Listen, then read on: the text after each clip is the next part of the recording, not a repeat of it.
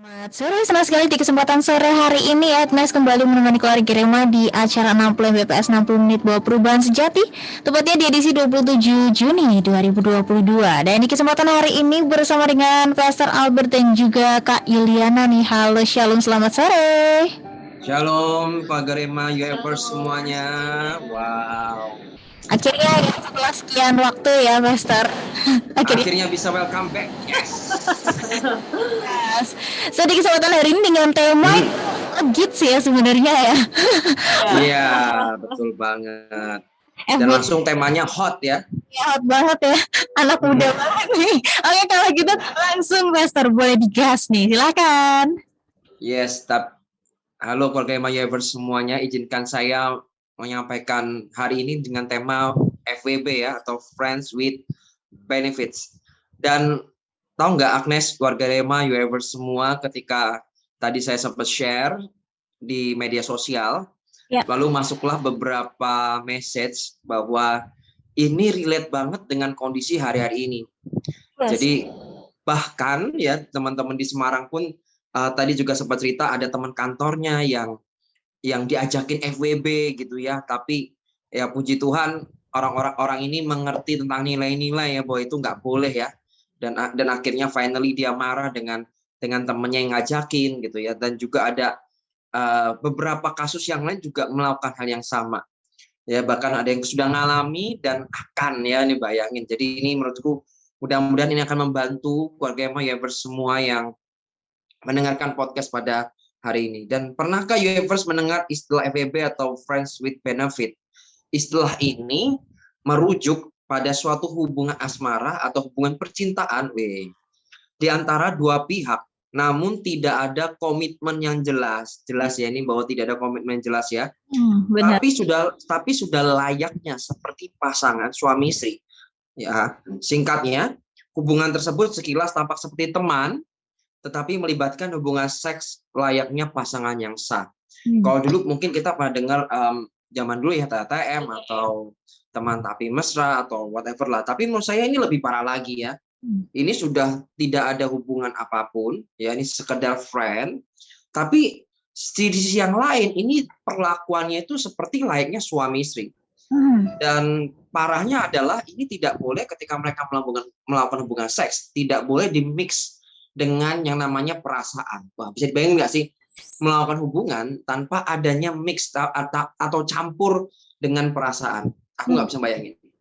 Dan tahukah bahwa latar belakang FWB ini, fenomena ini pernah diangkat ke layar lebar atau film bioskop menjadi sebuah film drama, judulnya juga sama, yaitu Friends with Benefits, dan diperankan oleh aktor Justin Timberlake dan Mila Kunis waktu itu. Dan meski film tersebut ini berakhir dengan bahagia, tapi ingat ya, ini film ya. Nah, filmnya memang berakhir dengan bahagia. Namun apa yang terjadi di dunia nyata atau realita, seringkali justru yang terjadi adalah sebaliknya. Nah, dan pertanyaannya, mengapa yang didapatkan bukan akhir yang bahagia, melainkan sebaliknya? Bahagianya cuma sementara, ya. Mungkin beberapa punya reason atau alasan ya, melepas stres gitu ya, karena ketika melakukan hubungan maka hormon-hormon stres kita akan terlepas, maka akan timbul rasa lega, bisa tidur. Tapi itu sementara aja loh, ya. Tapi itu hanya sementara aja. Nah, hari ini kenapa kok saya pengen bahas kenapa kok dapatnya bukan kebahagiaan, tapi sebaliknya. Karena tidak ada komitmen yang jelas, itu adalah poin utamanya di situ. Komitmen yang nggak jelas itu sifatnya tidak permanen atau sifatnya sangat sementara. Survei mengatakan FWB ini ya akan berjalan paling lama 1 tahun. Itu menurut survei ya. Menurut survei yang diadakan baru-baru ini itu paling lama 1 tahun. Namun seringkali cuma berlangsungnya tuh ada harian, ada bulanan gitu ya. Dan bisa dibayangin nggak, sementara nih si cewek gitu ya sudah menyerahkan tubuhnya gitu pada teman laki-laki yang bukan suaminya. Dan saya percaya bahwa kalau ada terjadi seperti ini, yang dirugikan tuh yang paling pertama pasti perempuan pastinya, yang cewek ya. Karena hubungan yang tanpa komitmen yang jelas biasanya akan berakhir dengan yang pertama, hubungannya pasti rusak. Ya, impossible hubungannya nggak rusak. Hubungannya tadi teman, kita memulai dengan pertemanan yang baik-baik. Tapi ujung dari semuanya itu adalah kehancuran. Hubungannya akan berakhir dengan kerusakan. Dan hubungan tanpa komitmen yang jelas biasanya akan berakhir dengan trauma dan depresi. Ingat ya, ini tuh udah campur dengan hubungan seks. Ini pasti akan menimbulkan yang namanya traumatik di masa depan, ya. Atau mungkin pada waktu ditinggalkan akan stres, lalu depresi. Kemudian ada perasaan yang tertolak. Nah, pada waktu ingat loh ya, cinta itu kan mengalir ya, maksudnya berjalan dalam keseharian gitu ya, dalam keseharian hidup bersama-sama ya. Bahkan ini sudah living together gitu ya, udah hidup bersama-sama. Perasaan itu pasti muncul dong. Nah, ketik salah satu terus memutuskan bahwa ya kita kan selama ini cuma friend, cuma berteman, ya. Terus akhirnya pisah, pasti salah satu akan merasakan yang namanya punya perasaan tertolak, punya perasaan terabaikan, ya. Dan pasti ini akan menimbulkan masalah baru. Ini akan menimbulkan masalah baru, akan menimbulkan stres yang baru. Terus akibatnya apa lagi? Kekhawatiran akan masa depan. Bisa dibayangin kan? Sudah hidup bersama, sudah melakukan hubungan layaknya suami istri. Tentu ada kekhawatiran akan masa depan ketika semuanya berakhir. Terus yang nggak kalah parahnya nih, Nes, ya. Penyakit infeksi menular seksual atau IMS. Kenapa kok terjadi seperti itu? Karena berganti-ganti pasangan. Ingat ya, ini kan friends with benefit. Ini teman loh ya. Bukan pacar, juga bukan istri, ya. Dan ini berganti-ganti. Otomatis punya kecenderungan akan kena yang namanya penyakit infeksi menular secara seksual. Terus bisa terjadi apa lagi? Kehamilan yang tidak diinginkan. Akibat melakukan hubungan, ya akhirnya bisa jadi terjadi kehamilan yang tidak diinginkan. Ujungnya apa? Aborsi, ya. Akhirnya malah membunuh janin, ya. Membunuh ciptaan Tuhan, anaknya ciptaan Tuhan.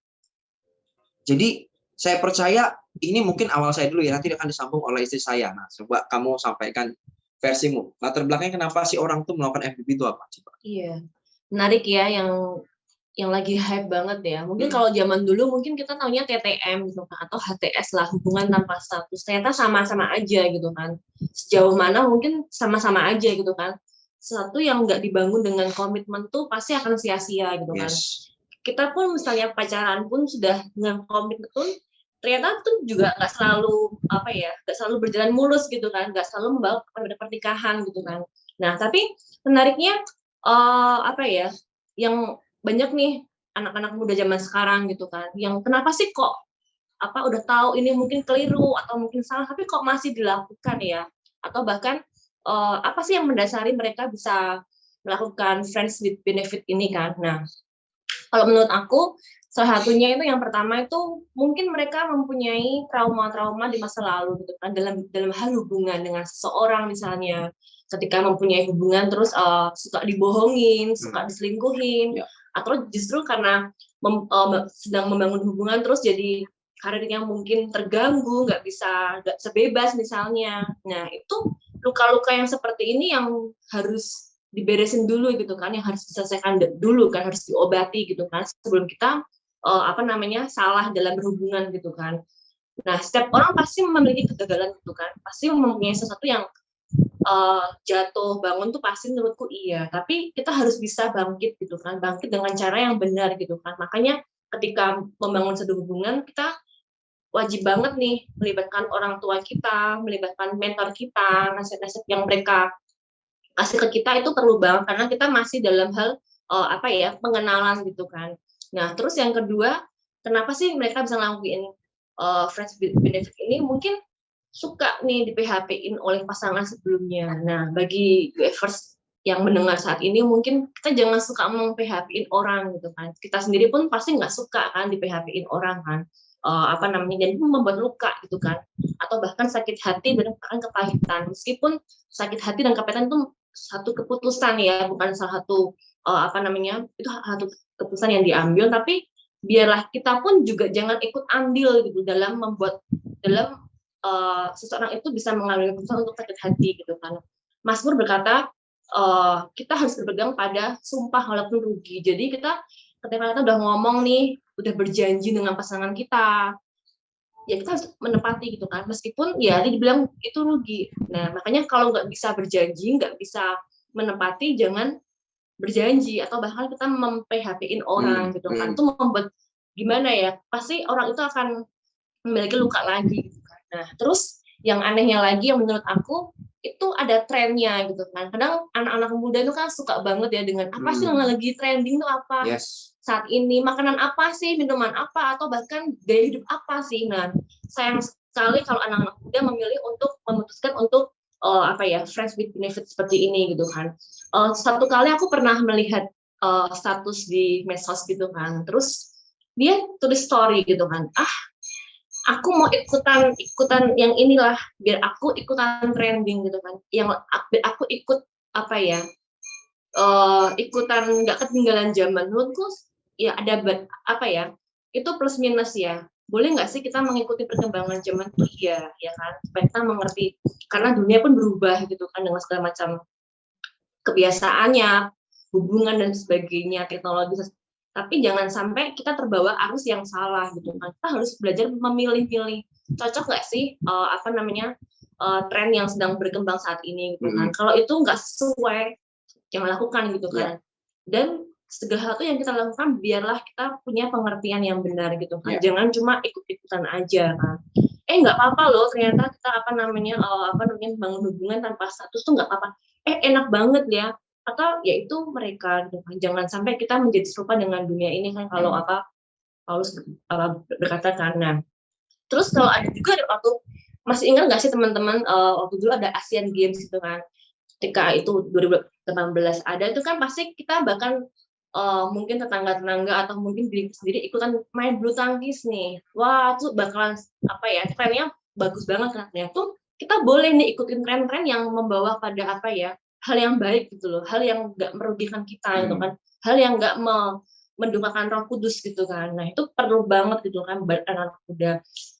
Atau jangan-jangan kita ikutin tren supaya nih nggak dibilang FOMO gitu kan, fear of missing out ya. Jadi ya jangan seperti itu gitu loh. Jangan menempatkan diri kita mengikuti segala satu karena kita pengen dipandang, pengen nggak dibuat ini orang jadul atau sebagainya gitu kan.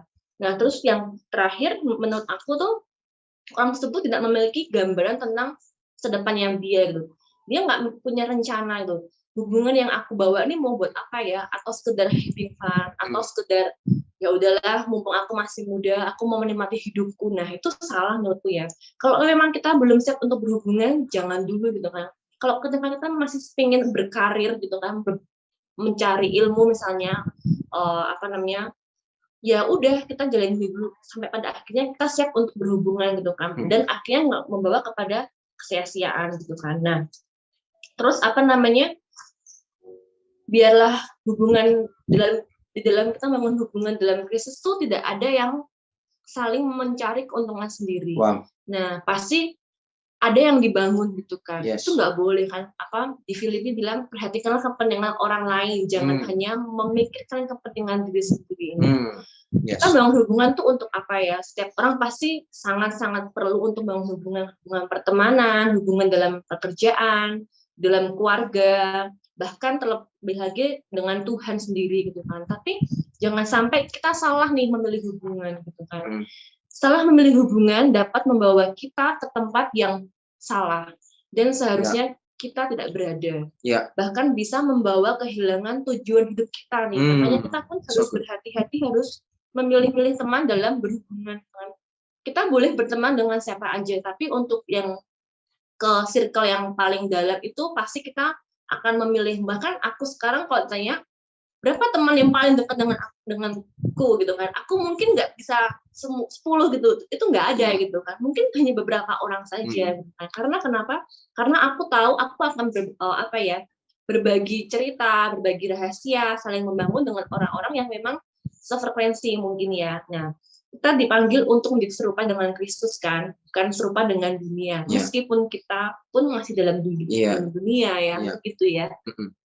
Ya. Kemudian juga saya ingin menambahkan ya, dampaknya itu apa sih ketika kita ini melakukan FWB ya, atau Friend with Benefit. Kejadian pasal 2 ayat 24 dikatakan begini, Sebab itu, seorang laki-laki akan meninggalkan ayahnya dan ibunya dan bersatu dengan istrinya sehingga keduanya menjadi satu daging. Ini aja tertulis bersatu dengan istrinya, bukan bersatu dengan temannya, bukan. Tapi bersatu dengan istrinya. Artinya ini sudah diberkati oleh Tuhan. Lalu dua menjadi satu daging. Tahu nggak ketika robek gini, ketika dua daging menjadi satu, ya, lalu dipisahkan ketika selesai hubungan itu, maka akan menimbulkan bekas, ya kan, akan menimbulkan robekan, dan robekan itu pasti bekas dong. Nah, sama bekasnya seperti apa? Mungkin ada hal-hal yang tidak terlihat, contoh memori, ingatan. Tentunya kita tidak akan pernah bisa menghapus ingatan kita terhadap seseorang. Kesan kita terhadap seorang kita tidak akan pernah hapus, dan itu akan kita bawa seumur hidup. Bisa dibayangin nggak kalau teman-teman melakukan FWB ini hanya sekedar karena ikut-ikutan tren, ya, atau takut FOMO gitu ya, terus melakukan itu, teman-teman jatuh, kemudian memorinya itu akan selalu terngiang-ngiang terus. Ya, apalagi kalau cuma satu, bagaimana kalau berganti-ganti pasangan? Aku nggak bisa ngebayangin. Dan ingat loh ya, suatu hari kelak, pikiran-pikiran itu atau semua yang kita kerjakan itu akan nuduh kita, akan menuduh kita dengan feeling guilty, atau kita ini akan dituduh dengan begitu banyak perasaan bersalah. Ya.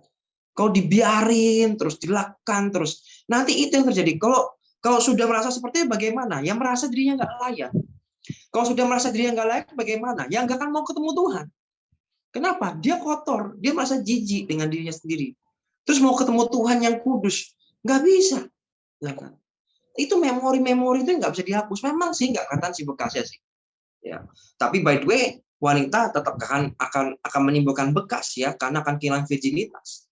Mungkin kamu laki-laki, saya nggak ninggalin bekas apa-apa kok. Jangan salah kamu. Ya. Jadi ada ingatan-ingatan yang teringat.